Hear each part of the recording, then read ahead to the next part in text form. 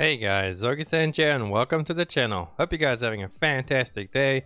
And in this video I want to talk to you guys about Artist and how to start preparing and making tons of gold with Artist when she actually does come out next week, 15th of March, ready and waiting. And there's just a bunch of stuff you can actually do to start preparing right now to save up and then just sell a lot of stuff when she comes out, and just a few tips on making some gold on her if you do plan on profiting off her. I think she's going to be one of the biggest launches over on NA. Obviously, just because we have the massive, support shortage, and she is an IAR. I know you guys love your IARs. I myself, it's just whatever. I'm gonna play her because she looks fun and support. So then I can have 3 supports for my roster. But before I get into that, if you guys go ahead and smash that sub and like button, it helps me out so much, and I appreciate every one of you beautiful people. And let's just hop into the video now, shall we? So I'm about to get flashbang because I have a text document for you guys. There it is. Holy white light. Okay, right. Make bank with Artist release. So number 1, ability stones, save the materials from dismantling. And what I mean by that is when you come over to these ability stone things, or even when you just dismantle them. Obviously I don't have any right now because I'm prepared for my videos. Huge. But this stuff will be a radiant power of transcendence. You'll be getting those for dismantling your ability stones when you just dismantle them right there after doing chaos dungeons or whatever. Then you can actually come to the vendor over here and then go to exchange. You scroll down and you can buy them over there. That's tier 2 over there. Obviously I usually throw away all the tier 1 and 2 stuff, and then in tier 3 I only really keep the relic powder. The rest I kind of throw away, and who knows, I could get something valuable out of those. What you want to look out for on the stones is expert awakening, because you usually want to get that on your stone because it's a lot the more expensive accessories. Expert and awakening are the most expensive support accessory. So try and look for those on your stone. And then I would say vital point, heavy armor, and then obviously your other one you can't really get is the class engraving you can't really get on the stone. So expert awakening, probably the stone you want to be looking for. Maybe we strike gold, maybe we don't, we'll never know. But that is just something there that a lot of people do forget about. So don't forget about that one. Tip number 1, let's go get flashbanged again. Number 2 is run Kungalanium.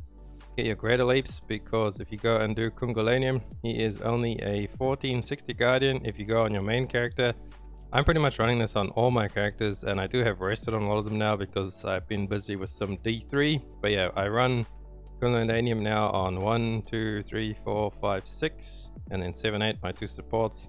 I leave my supports for last because I hate going into a guardian raid as a support and then you've got really slow DPS and you're just sitting there like shield,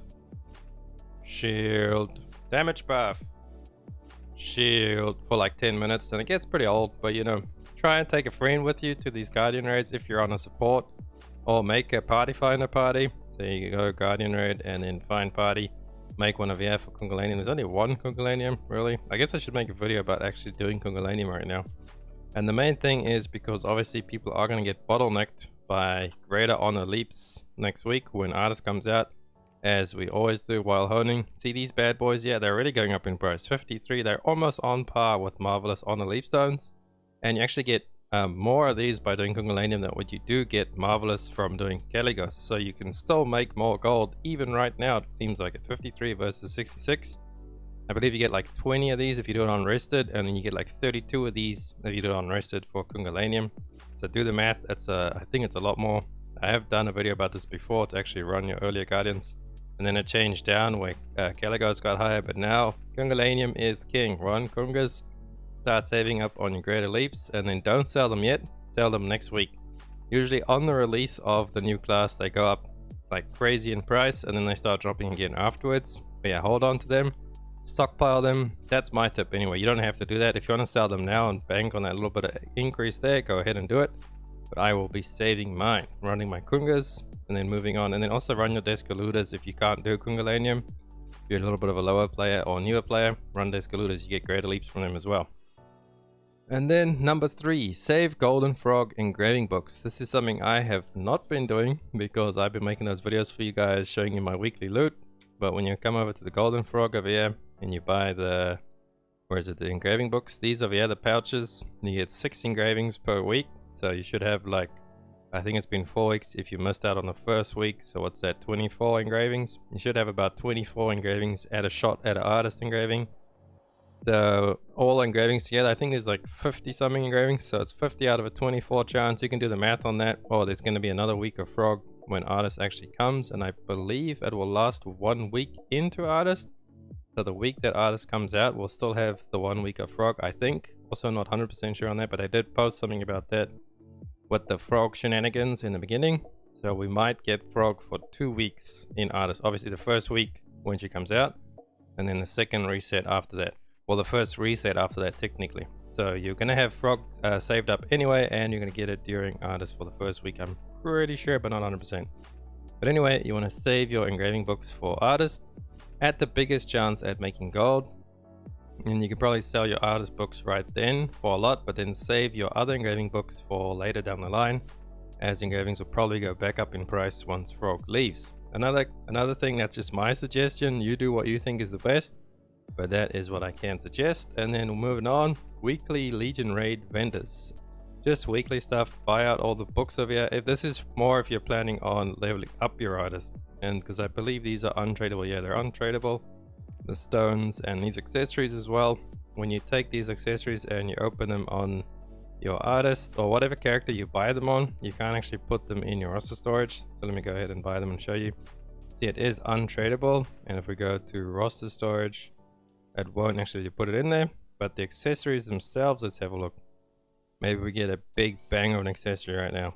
It is tradable, so you can actually trade those. Okay, maybe. Let's go search and then try and register it. It will allow you to list them.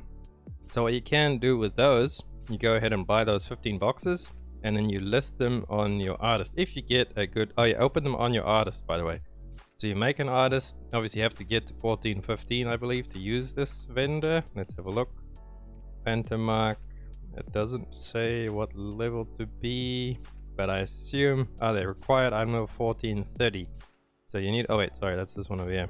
The required item level is 1430 as well. So okay, 1430 is the required item for there. Obviously because you can start earning these from the Deja Vu, which is the easy version of Braille. You get these Phantom Marks, you can get them from there as well. So that is another good money making there. 15 relic accessories, you might have a chance. I mean 1 in 15 over there, and then obviously with the engravings, add that all on. You could get something good. We got Cursed Doll, 5 swiftness. If that broken bone or something else, that could have been worth something right there. So good. I actually got a ring from this that sold for 85k on my summoner, buying these boxes. So there is a chance there. I got Cursed Doll with swiftness and then communication overflow for the pet build. So yeah, I have made gold off of this. Save it for your Artist, open it on an Artist, and then either if you want to keep it for yourself or sell it and make some money and then just build your Artist later down the line. Plus you'll have the free 4 engravings to start off with anyway. So you could just build your Artist for free using the engraving mechanic that we're going to get, where you can just choose your engravings in the beginning and then build your Artist once that's starting to run out. It's probably going to last for a couple of months. I believe they said it will last for 3 months or so like that. I made a video about it. I just can't remember the exact date. Anyway, moving on. What have we got next? We have Guardian Raid buses. Now these last 2 tips is real, well, last 3, but the last 2 of you is only if you're into that kind of stuff. If you like bussing, if you don't like bussing, you don't want to get involved, totally fine. It's up to you. I myself, maybe, I don't really find the time to do these Guardian Raid buses, but I'll definitely be doing the Argos and Oreha buses. The Guardian Raid buses, Valganos, obviously if it's like new players coming in with Artists, they will have the Power Pass, the Hyper Express and everything, but they will still have to do Valganos to, you know, progress through the Guardian Raid story. So you could make a couple hundred gold there. You can offer like 200-300 gold Valganos carries, or whatever you value your time at. I won't charge too much. If I was to do this and I found the time to actually be able to do this, I would probably put 200-300 gold. Obviously that's per player, so there'll be 3 of them. So that's 2 for 600 gold or more for doing 1 Valganos. If you're like 1490, Valganos should fall over if you know how to do the mechanics pretty well. All you need to do is eat the stuff and do Valganos and destroy Valganos. I did on my gunslinger back in the day at item level, and she was crazy wrecking through it anyway. So you should easily be able to kill Valganos fast. And then Descaluda, Kungalanium if people need that. Maybe Descaluda buses, I don't know if they'll be a thing. I know Valganos for the newer players is usually where they get stuck when they're starting out and going through their Guardian Raids. But yeah, that is just a little tip there. And then 6 is your Argos and Oreha hard bus for the crafted legendary gear. because people will need to do these to get their stuff to craft their gear to actually start honing past 1370. So obviously you got your Argos there. Do your Argos bussing if you're into that. Maybe I'll actually make a separate video on how exactly to bus Argos. I believe I made an introductory video on how to bus with Argos before, and you guys did like that and you asked like for some other stuff. Just haven't got around to it yet. But if you guys are interested in me making a full just Argos specific busing guide as a perspective from the bus driver and the busees, let me know and I will make that for you guys. Work on that as well. It's pretty easy. Just go in there, bus it, get gold, leave, do it again. Easy stuff. Again, totally, if you don't like it and you're not into busing, completely fine. Everybody has their own opinions, don't do it. But yeah, it's in the game, so you might as well make some gold of it while you can, until it, you know, maybe hopefully they stop it. I mean, it's not good, but that's a whole nother topic, so we won't get into it. Moving on, we have number 7, save gems to roll an artist if you want to use them, and then sell them if you don't want to use them. So just save gems as you can. Save gems in your roster storage over there. You can check in all the gems from all your alts doing their boss rushes, chaos dungeons, everything like that you get gems from. I actually have like over 15 or 20 boss rush tickets on a lot of my alts. I mean, per alt I've got at least like 15 to 20 on my low bank slaves from doing their chaos dungeons. Go run through your boss rush there, because the old boss rushes and the new boss rushes, you pretty much get the same amount of gems.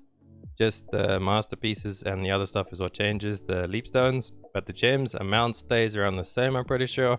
So it is worth it to run old boss rushes and new boss rushes. Run them all, save up your gems like this, and then level them up. You could level them all up to level 6 and then leave them there, and then once you actually make yourself an artist, if you're planning on making one, then roll them to level 7 on your artist, so you might actually end up getting a skill that she needs and a cooldown or whatever. And even if you don't, it will probably still sell, because level 7 gems always sell. 7, 8 and 9s pretty much always sell, no matter what they're on cooldown or damage. That's just when you go into level 10 territory, that's where it's a gamble if you start trying to level up yourself. But anyway, that is my guide over there on how to make some bank. Hopefully it's not too long, and if you guys made it this far, please drop a like and a sub. It helps me out so much. I'll catch you beautiful people on the next one. Augiesaint out. Run free and dive into the sky. Hear the wind.